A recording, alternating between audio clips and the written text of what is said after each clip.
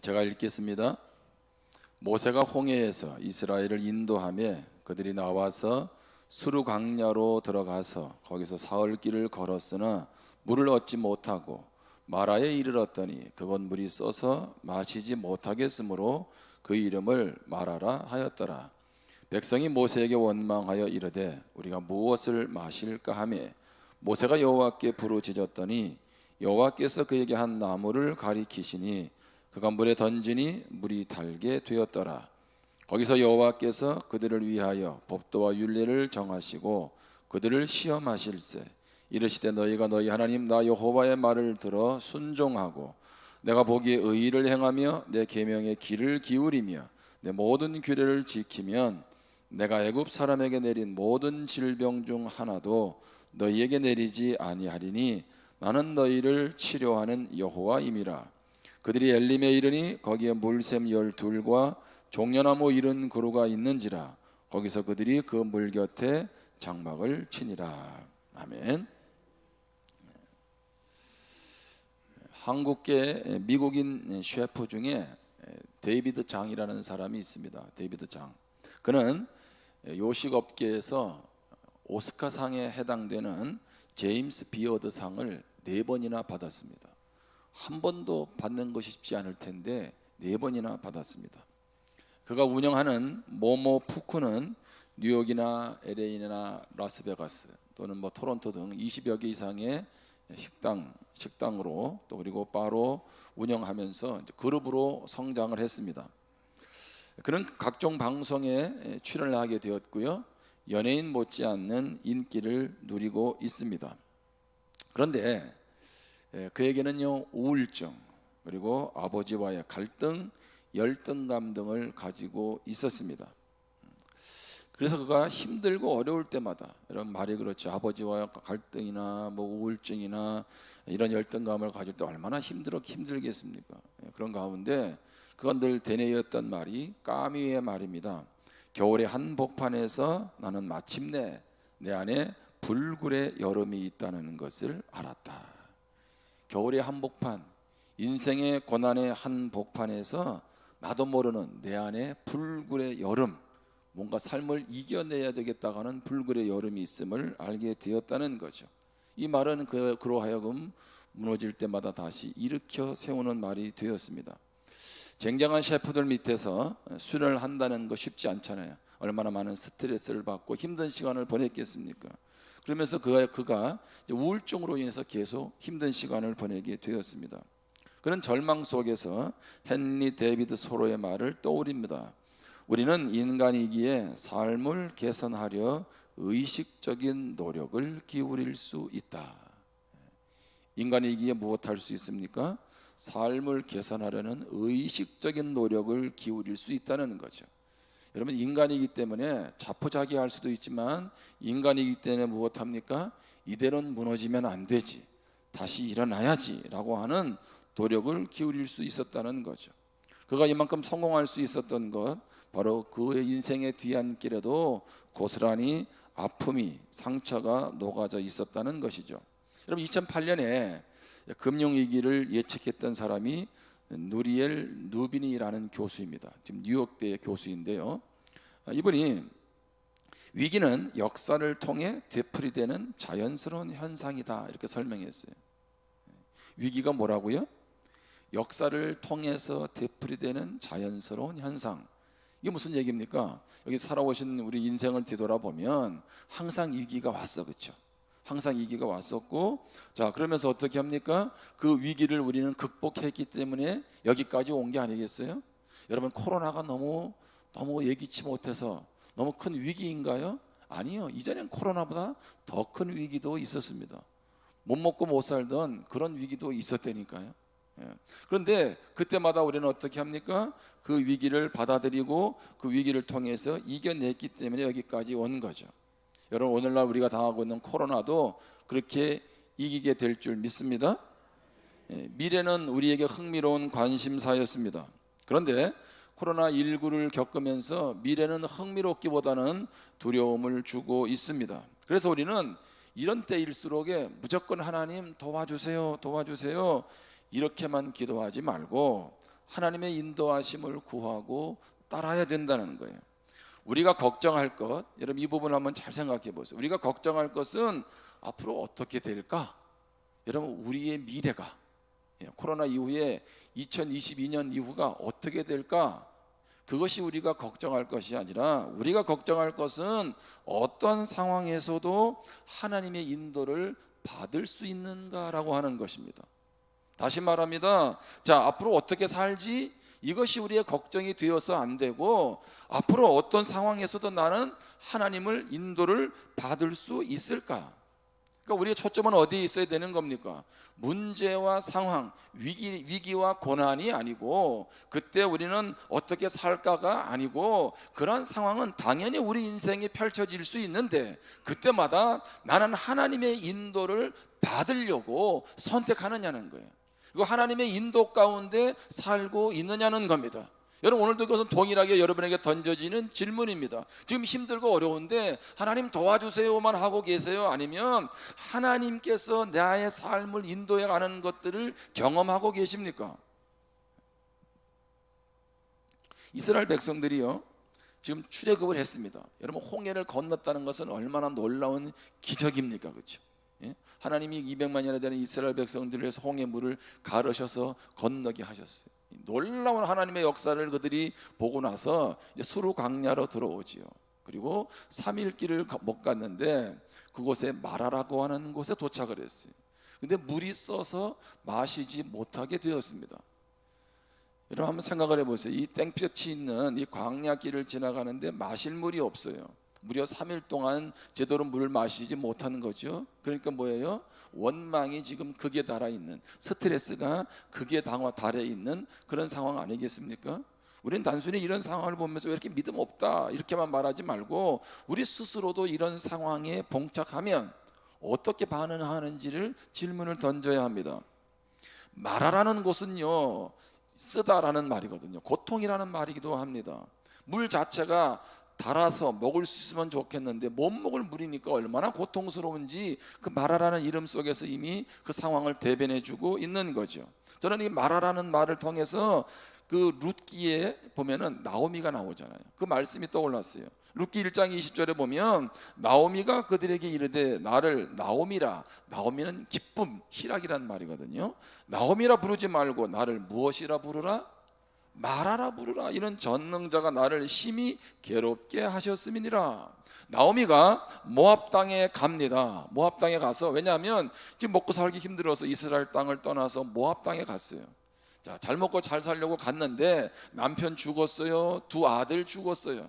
그리고 이제 둘째 며느리 룻을 데리고 지금 고향 베들레헴으로 돌아오는 겁니다. 자, 베들레헴에 있는 고향 사람들이 다 모여들었어요. 야, 나오미가 저 모압 땅에 갔는데 돌아왔단다. 얼마나 잘 되었는지 우리 보러 나가자 하고 우르르 몰려온 거죠.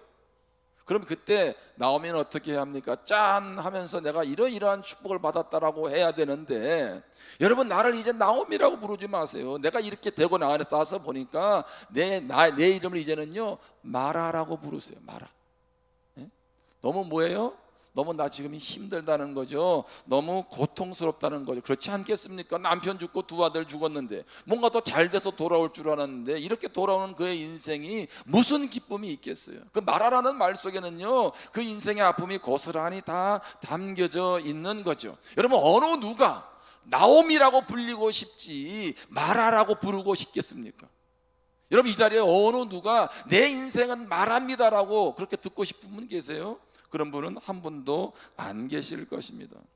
여러분 혹시 예배 자리로 와서 하나님 앞에 예배는 드리고 있지만 지금 머릿속부터 모든 생각이 내 인생의 지금 고난 앞에 지금 신음하고 계십니까? 마라가 지금 나의 인생입니까? 여러분의 인생이 나오미가 되기를 주님의 이름으로 축복합니다. 하나님의 치유와 회복이 있기를 주님의 이름으로 축복합니다. 따라합시다. 하나님이 인도하셔도 고난은 있다.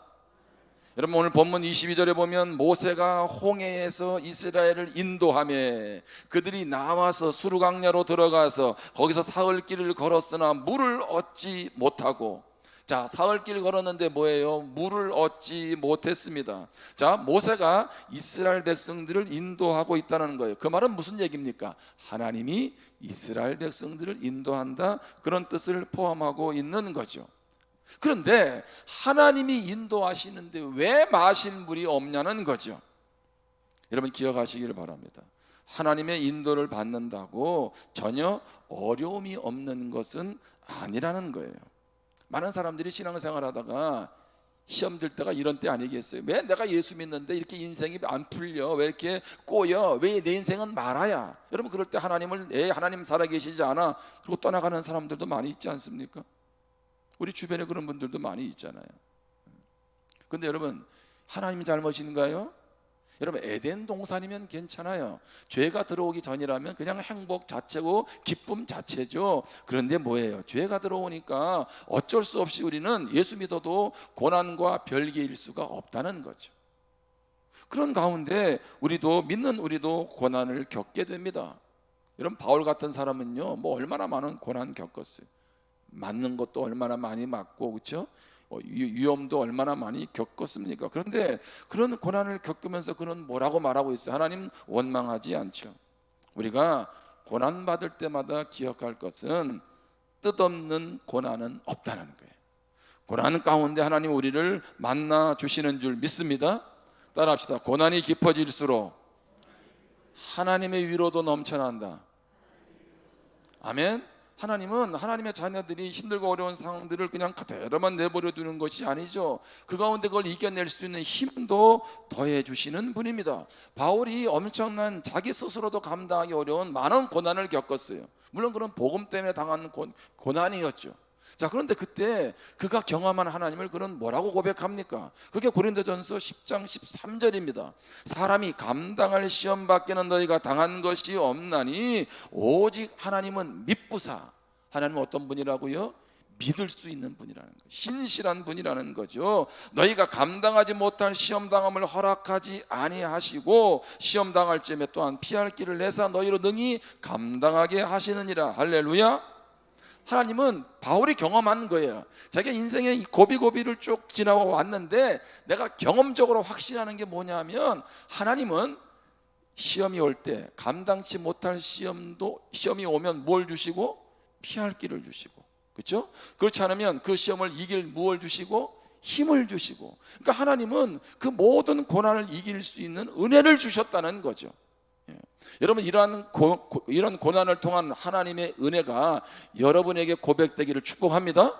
여러분 우리에게 이 고백이 있어야 돼. 이것은 그냥 단순하게 성경으로 기록해 놓은 게 아니에요. 바울의 인생을 가만히 자기 인생을 뒤돌아보니까 정말 견디기 힘든 많은 인생의 고비고비마다 정말 어떻게 해야 될지 어떻게 해야 되지라고 했을 때마다 하나님이 길을 내어 주셨다는 거죠. 여러분 우리가 지금 리모델링을 진행하고 있잖아요. 이게 우리가 오늘도 안수 집사님들하고 얘기를 했는데, 아니 리모델링이 우리가 원래는 한 4, 5월 달 봄에는 다 끝내려고 했단 말이에요, 그렇죠? 예? 근데 지금 이게 가을로 왔어, 그렇죠? 그러니까 한 분이 그런 얘기를 하더라고. 예. 야, 만약에 그때 리모델링을 다 끝냈어요. 그래가지고 지금 교회가 텅텅 비었어요. 얼마나 마음이 힘들까? 예? 근데 지금은 이제 리모델링이 되는 시점이 지금 위드 코로나가 되잖아, 그렇죠? 여러분 기대가 안 되세요? 그렇죠? 그러니까 우리는 뭔가 이렇게 딱 새롭게 바뀌어지는 그런 모습을 보지 않겠어요? 그저께 제가 가깝게 교제하는 장노경 목사님이 교회에 와가지고 야 너무 아름답다 그러더라고요. 그러면서 부럽다 그러더라고요. 부럽다. 그러니까 왜 내가 기분이 좋은지 모르겠네. 근데 이번에도 이 리모델링을 진행하면서요, 이 변수가 많았어요. 우리가 계획한 대로 안 된 것도 있고요. 예? 이게 이 돌파구가 없는 것도 있다니까요.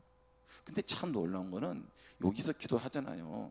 그 다음날 일을 하나님 바꿔주셨다는 거지. 예? 참 제가 우리 하나님 어떻게 이렇게 때로는 우리의 실수까지도 도리어 합력해서 선을 이루시고 우리가 보지 못하는 것도 하나님이 길을 내시고. 아멘. 그러니까 하나님이요, 저는 그래서 이번 리모델링이 여러분들이 하나님을 좀 경험하는 그런 시간이 되기를 바랍니다. 아멘. 아니 하나님의 일들이 진행되는 가운데 내 삶에 간증이 없으면 그것처럼 안타까운 일이 어디 있냔 말이에요. 여러분, 주님의 인도를 받지만 예상치 못한 일들이 우리 가운데 펼쳐질 수 있습니다. 그런데 하나님을 의심하거나 하나님을 원망하지 마시기를 바랍니다. 이스라엘 백성들은 다 그렇게 반응했지만 모세는 어떻게 했습니까? 물을 얻지 못했지만 여전히 하나님은 인도해 주실 것이다, 하나님을 신뢰한 줄 믿습니다. 우리 시편 48편 14절 말씀을 같이 한번 읽겠습니다. 시작. 이 하나님은 영영이 우리 하나님이시니 그가 우리를 죽을 때까지 인도하시리로다. 할렐루야. 우리 얼마나 이 말씀 많이 암송하고 있어요. 근데 여러분, 이 말씀만 붙잡아도 영원 전부터 영원까지 우리를 인도하시는, 할렐루야, 그런 하나님, 우리의 인도자가 되시잖아요. 자, 그러면 하나님의 인도를 받으려면 어떻게 해야 될까요? 오늘 두 가지를 나누는데 한번 첫 번째는 따라하겠습니다. 하나님을 바라보라. 자, 백성 모두가 모세를 원망하죠. 하나님 원망하고 불평합니다. 자, 출애굽기 15장 25절입니다. 모세가 여호와께 부르짖었더니 여호와께서 그에게 한 나무를 가르치시니 그가 물에 던지니 물이 달게 되었더라. 거기서 여호와께서 그들을 위하여 법도와 율례를 정하시고 그들을 무엇하실세? 시험하실세. 아니, 우리 하나님은 왜 그들을 광야로 인도해서 물이 없는 가운데서 고통스럽게 하실까요? 정확히 말하면 물이 있는데 왜 마시지 못하는 그런 물을 허락하셨을까요? 근데 성경은 뭐라고 되어 있어요? 그들을 무엇하실세? 시험하실세. 따라합시다. 하나님은 우리를 테스트 하신다. 그렇죠? 예. 이들은 약속의 땅에 가야 되잖아요. 그런데 약속의 땅은 그냥 가면 됩니까? 이미 애굽에서 그들은 무엇에 길들여져 있습니까? 그냥 나라에서 주는 거 받아가지고 그렇게 살아가는 식민지 생활에 그들은 익숙해 있었던 거예요. 하나님의 백성으로서의 뭐 정체성도 없는 거죠. 하루 이틀도 아니고 남의 애굽의 바로 밑에서 그렇게 살았으니 그들의 삶이 어떠했겠습니까? 뭐 인생의 꿈이 있겠어요? 비전이 있겠어요? 하나님을 향한 계획이 있었겠습니까? 모세가 와서 하나님이 너희들을 출애굽시킨다 하더라도 그 하나님이 진짜 하나님 맞냐? 뭐를 통해서 네가 하나님 보낸 거 알겠냐? 뭐 이렇게 말하지 않습니까?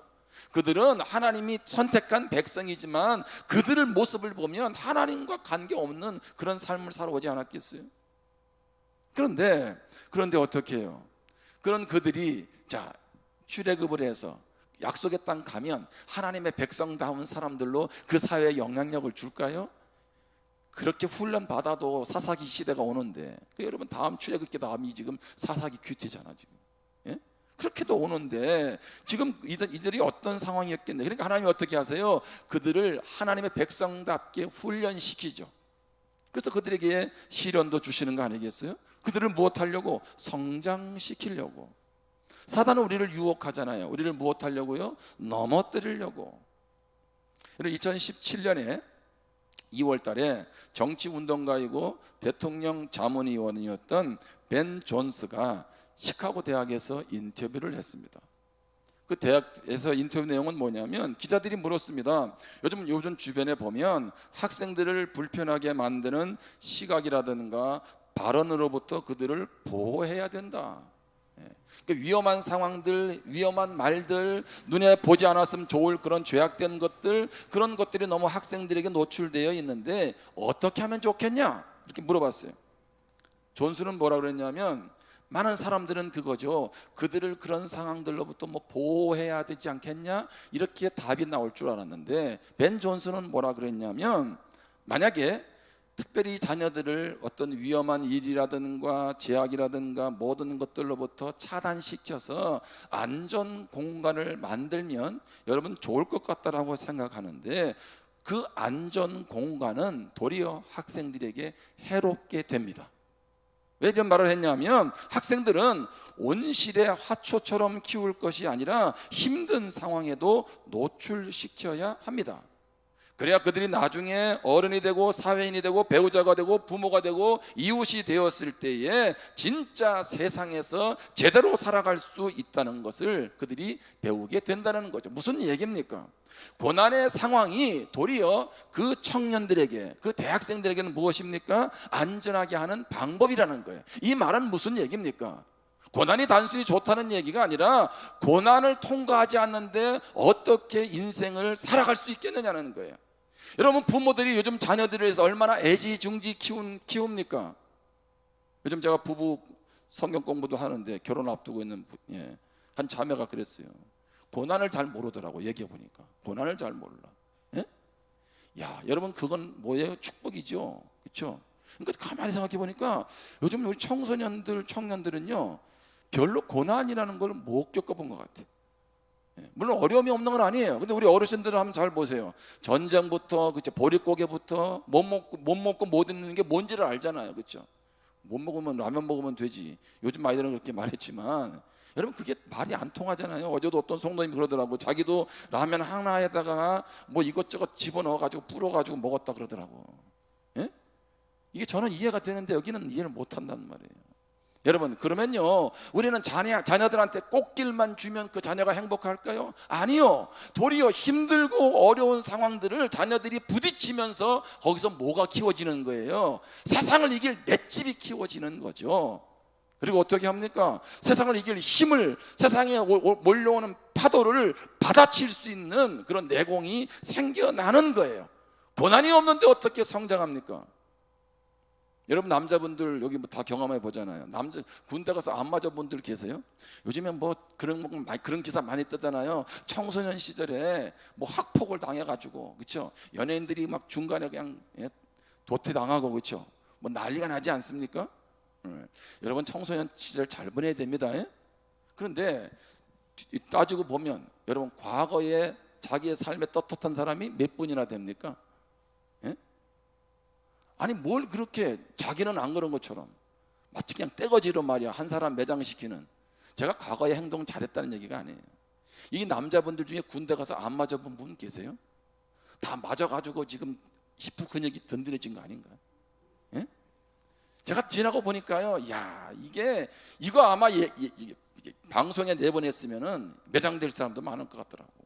예를 들어서 우리 인생에 그렇잖아요. 그런데 그런 힘들고 어려운 시절을 겪으니까 뭐예요? 지금 코로나도 겪고 마스크 쓰고 지금 모이는 거 아니겠어요? 제가 고난을 모든 게 다 좋다는 얘기가 아니에요. 제가 벤 존슨의 글을 보면서 맞다. 고난은 그 인생을 어떻게 해요? 더 든든하게 해줄 수 있는 길이 될 수 있다는 거죠. 여러분 그래서 오죽하면 옛날에 그랬잖아요. 고생은 무엇 해야 된다? 사서 해야 된다고. 이거 그냥 나온 말이 아니에요. 여러분 모세는 이 위기의 현장에서 어떻게 합니까? 하나님께 부르짖습니다. 문제 앞에 서면 우리의 신앙이 드러나죠. 백성들은 원망하지만 모세는 하나님 앞에 무엇합니까? 부르짖습니다. 여러분 부르짖는다는 건 뭐예요? 그냥 기도하면 되지 왜 모세는 하나님 앞에 부르짖나요? 이게 난리 난 거 아니겠어요? 모든 백성들이 지금 모세를 지금 죽이려고 하는 것 같은 뭐 그런 위기의 상황 아니겠어요? 그러니까 뭐예요? 하나님 좀 살려주세요 지금 그거 아니겠습니까? 그러니까 부르짖는 거죠. 여러분 우리는 문제 앞에 원망합니까? 아니면 하나님 앞에 가지고 나아가고 있습니까? 믿음의 사람들은 똑같은 문제인데 어떻게 그 문제를 가지고 하나님 앞에 가지고 나아갔습니다. 여러분 한나를 보세요. 아들이 없으니까 어떻게 해요? 하나님 앞에 기도하잖아요. 그렇죠? 절박한 심정으로 마치 술 취한 여인처럼 기도하지 않습니까? 얼마나 그 문제가 그 인생의 중요한 문제였으면 남편 사랑이 아무리 좋아도 아들 없으면 안 된다는 거죠. 하나님 그의 태문을 여시잖아요. 여러분 히스기야 왕이 그 적들의 공격 앞에서 어떻게 합니까? 더 이상 어떻게 할 수 없으니까 하나님 앞에 가져가서 강단 위에 올려놓고 하나님 앞에 기도하는 거 아니겠어요? 이 민족의 문제를 하나님이 해결해 달라고. 에스더도 그렇지 않습니까? 민족의 위기 앞에 죽으면 죽으리라 그렇게 하나님 앞에 나아가며 기도하지 않았느냐는 거예요. 여러분 문제가 아니고 그 문제 앞에서 얼마나 하나님을 의지하고 있느냐는 겁니다. 그래서 예레미야 33장 3절에 보면 너는 내게 부르짖으라 내가 내게 응답하겠고 내가 알지 못하는 크고 은밀한 일을 내게 보이리라. 아멘. 여러분 여기 말씀해 보세요. 너희는 이렇게 안 돼 있어. 그렇죠? 성경 말씀이 원래 그렇게 보이더라고. 다시 제가 너는 이게 돼 있어요. 예? 무슨 얘기예요? 지금 우리 가정이 힘들어요. 그러면 누구는 우리 가정 전부가 아니라 너는 너 한 사람이 기도하면 무슨 얘기입니까? 자 교회가 힘들어요. 그러면 누구는 너는 다른 사람이 기도하느냐 마냐 그게 중요한 게 아니라 너는 하나님 앞에 부르짖고 있느냐는 거죠. 민족이 이런 아픔을 겪으면 이런 민족 앞에서 다른 누가 아니라 너는 뭐예요? 너 한 사람은 지금 기도하고 있느냐는 거예요. 근데 하나님 놀랍게 말씀하잖아요. 너희는이 아니라 너는 기도할 때에 너는 부르짖을 때에 내가 응답하는데 내가 알지 못하는 크고 은밀한 일을 보이리라. 할렐루야.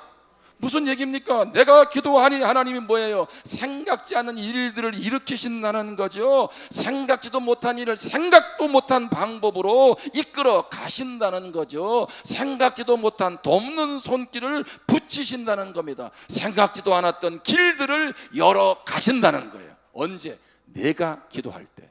할렐루야. 이게 하나님 주신 약속이에요. 얼마나 감사한지 몰라요. 너희는 이렇게 됐다면 모르겠는데, 여러분 너는 그랬는데 너희는까지 하면 얼마나 난리법석이 일어나겠죠. 엄청난 역사 일어나지 않겠습니까?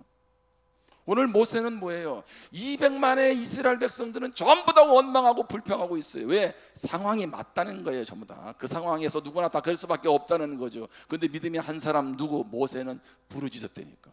그러니까 역전이 되잖아요. 역전이 돼. 왜 자꾸 200만에 속해 있냔 말이에요. 예? 남들은 지금 기도할 수 없으니, 남들은 모일 수 없으니, 남들은 이런 핑계로 하나님 앞에 갈 수 없으니, 그렇게 말해도 누구처럼? 모세처럼 도리어 지금이 하나님의 역사를 경험할 때라고. 왜 기도하지 않느냐는 거예요. 왜 하나님 앞에 깨어있지 않느냐는 거예요. 왜 우리는 너무 현실의 모든 상황 앞에서 그냥 눈치나 보고 주저앉아 있느냐는 거죠. 그러니 하나님이 어떻게 역사합니까? 아니, 위기에서 하나님을 경험해야 뭐 그 하나님 붙잡고 갈 텐데, 그러니 어떻게 거기서 하나님을 경험하겠어요? 하나님은 모세가 부르짖을 때 어떻게 합니까? 모세에게 한 나무를 가르쳐 주죠. 나무. 그 나무를 물에 집어넣으니까 쓴 물이 단물이 됩니다. 여러분, 나무는 뭘까요? 그냥 나무일 수도 있지만요, 구속사적 관점에서 보면 나무는 예수 그리스도를 상징하기도 합니다. 그렇다고 여기는 나무 전부 예수님이 아니란 얘기예요. 자, 갈라디아서 3장 13절에 보면 그리스도께서 우리를 위하여 저주를 받은 바 되사 율법의 저주에서 우리를 속량하셨으니 기록된 바 어디에 달린 자마다? 나무에 달린 자마다 저주 아래 있는 자라 하였음이라. 아멘. 예수님은 나무에 달리셨어요. 나무에. 무슨 얘기입니까? 우리의 모든 죄짐을 지고. 이 말은 무슨 얘기예요? 나무를 통해서 쓴물이 단물이 된다는 얘기는 어떤 인생의 삶의 문제도 예수님 앞에 가지고 나아가면 여러분, 그 인생이 단물이 되는 역사, 치유와 회복의 역사가 일어나는 줄 믿습니다. 할렐루야. 이것이 오늘 말씀을 통해서 우리에게 지금 보여주고 있는 거죠. 그러므로 우리는 주님을 바라보아야 된다는 거예요. 우리만 힘들었나요? 우리보다 더 큰 인생의 신앙의 시련을 겪은 사람들이 히브리서 말씀을 받은 백성들이에요. 근데 그들에게 뭐라고 얘기합니까? 히브리서 12장 2절에 보면 그때 주저앉아 있지 말고 믿음의 주여 또 온전하게 하시는 인 예수를 바라보자. 할렐루야. 하나님 우편에 앉아 계신 예수 그리스도를 바라보라는 거예요. 제가 설교할 때마다 얘기하잖아요. 여기서 예수님을 바라보는 게 뭐예요? 마치 벽에다가 못을 박는 거예요. 시선을 거기에 고정시키는 거예요. 이게 무슨 얘기입니까? 시련을 보면 얼마나 삶이 힘들겠어요. 좌우로 살피면, 그러니까 뭐예요? 자꾸 문제 살피지 말고 너의 시선을, 너의 삶의 중심을 예수 그리스도께 중심에 못을 박으라는 거죠. 여러분, 이렇게 예배 듣고 그래 내가 오늘 주님을 바라보고 내 삶을 이겨내야지 했는데 예배 마치고 나가는 순간에 또 세상 염려가 몰려오잖아요. 그때 어떻게 하라고요? 내 삶의 중심을, 내 시선을 누구에게? 예수 그리스도께 집중하라는 거예요. 왜? 자꾸 세상으로, 환경으로 무너지니까 자꾸 그 생각을 끌어당겨서 어떻게 해요? 주님께로. 이것이 주님을 바라보는 거 아니겠습니까? 주님을 바라본다는 것은 자기 부인이 있습니다. 마태복음 16장 24절에 보면 이에 예수께서 제자들에게 이르시되 누구든지 나를 따라오려거든 자기를 부인하고 자기 십자가를 지고 나를 따를 것이니라. 자기 부인이 뭡니까? 주님이 아닌 자신이 마음에 하고자 하는 대로 원하는 것, 그것을 못하는 거예요? 내버리는 게 자기 부인이에요. 그러니까 내가 뭔가 하고 싶어하고 내가 원하는 거, 그것을 내려놓는 게 뭐라고? 그게 자기 부인이에요. 여러분, 신앙생활하면서 왜 주님의 역사를 보지 못하면 자기 부인이 일어나질 않아요. 모든 것이 내가 원하는 대로 되어야 한다는 거죠. 그런데 내가 원하는 대로 되는 것이 정말 축복일까요? 하나님과 멀어질 수도 있지 않겠습니까? 그렇다고 보면 우리는 내가 원하는 대로가 아니에요. 내가 마음에 원하는 것이 아니에요. 그것은 다 뭐예요? 내려놔야죠. 이 자기 부인이 있을 때 주님이 주님 되심을 경험하게 되는 것입니다.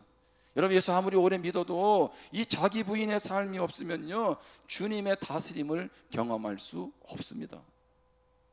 여러분 자기 부인과 함께 주님을 바라봄으로 하나님의 인도받기를 주님의 이름으로 축원합니다. 또 한 가지 기억할 것은 하나님을 기대하라는 거예요. 하나님이 우리를 인도한다면 그 하나님이 우리 인생 가운데 어떻게 하실지 하나님을 기대하라는 겁니다.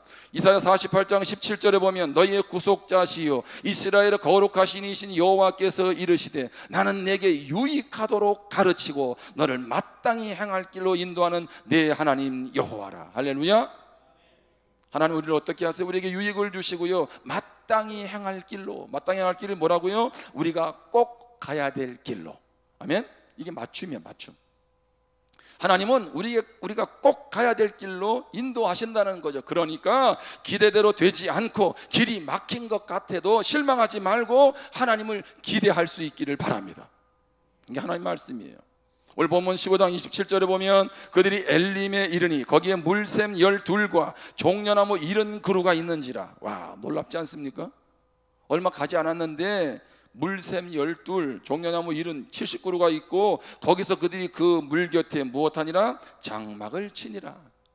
무슨 얘기예요? 하나님은 이들이 지금 마라라고 하는 데서 쓴 물이 있는 곳에 왔지만 하나님은 지금 뭘 준비하고 계셨어요? 이미 하나님의 계획 속에는 물샘을, 그렇죠? 종려나무를 준비하고 계신 줄 믿습니다. 따라합시다. 우리 하나님은 여호와 이레 하나님이다.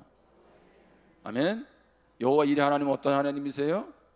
준비하고 계신 하나님이잖아요. 하나님이 아브라함한테 너 내가 내게 지시할 땅으로 가, 그렇게 가라고 했는데 아브라함이 순종 안 할 줄 알았는데 순종을 했네. 그래서 하나님이 부랴부랴 가나안 땅을 준비하셨어요? 아니죠. 하나님이 부르실 때는 뭐예요? 이미 뭘 가지고 계셨어요?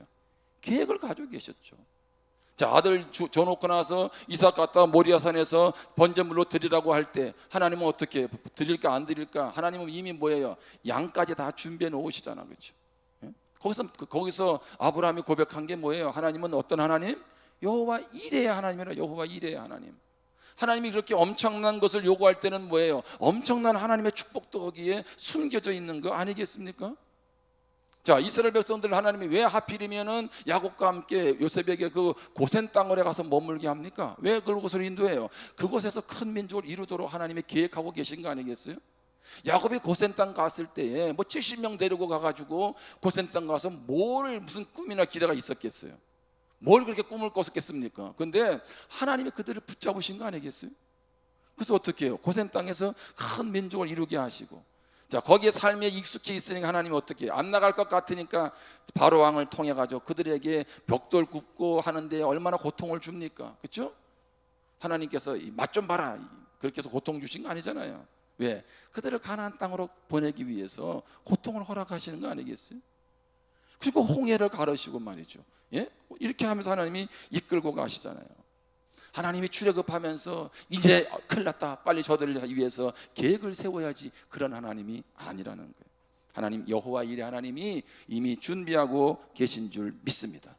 따라합시다. 하나님을 기대한다는 것은 믿고 맡기고 따라가는 것이다. 아멘. 하나님이 나를 잘 알고 계세요. 하나님은 우리보다도요, 우리 교회를 하나님이 더 알고 계세요. 아멘. 그러면 하나님은 그 하나님을 무엇하세요? 믿으세요. 그리고 맡기세요. 그리고 따라가세요. 가다가 아닌가비요 하고 돌아가지 말고 따라가시려니까.